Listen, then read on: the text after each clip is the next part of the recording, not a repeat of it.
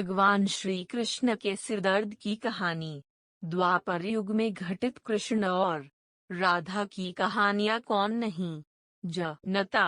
उस वक्त देवताओं में यह चर्चा थी कि राधा ही भगवान कृष्ण की सबसे बड़ी भक्त है, पर इस बात से एक व्यक्ति सहमत नहीं थे और वह थे नारद मुनि। वह अपने आप को ही भगवान कृष्ण का सबसे बड़ा भक्त मानते थे, पर देवताओं में राधा रानी के विषय में चर्चा सुनकर उन्हें जलन महसूस होने लगी थी। नारद मुनि के स्वभाव से भगवान कृष्ण भी अच्छी तरह अवगत थे। एक दिन नारद मुनि कृष्ण भगवान से मिलने द्वारिकापुरी गए थे। उन्हें आता देख भगवान श्री कृष्ण अपना सिर पकड़कर बैठे गए।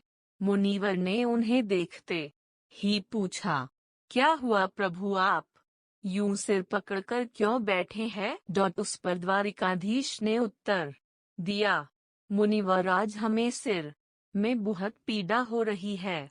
नारद बोले, तो प्रभु, इस पीड़ा को मिटने का क्या कोई उपाय है? कृष्ण ने कहा, हाँ, उपाय तो है। अगर मेरा सबसे बड़ा भक्त अपने चरण धोकर उसका चरण अमृत मुझे पिलाएगा तो मेरा सिर दर्द पल भर में ठीक हो जाएगा। कृष्ण के मुख से यह उपाय सुनकर कुछ पल के लिए मुनिवर सोच में पड़ गए कि हूं तो मैं ही सबसे बड़ा कृष्ण भक्त, लेकिन अगर मैं अपने पैर धोकर उसका चरण अमृत प्रभु को पिलाऊंगा तो मुझे नरक जाने जीतन महापाप लगेगा।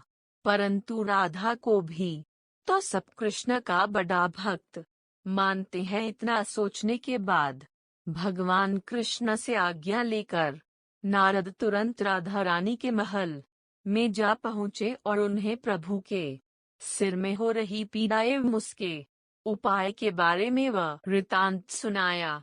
वह सुनकर राधा रानी ने एक क्षण का भी विलंब न करते हुए अपने चरण धोकर उसका अमृत एक कटोरी में नारद मुनि के हाथ में लाकर दिया और कहा, मुनिवर, मैं नहीं जानती कि मैं भगवान कृष्ण की कितनी बड़ी भक्त हूँ, पर मैं अपने ईश्वर आराध्य को पीड़ा में नहीं देख सकती।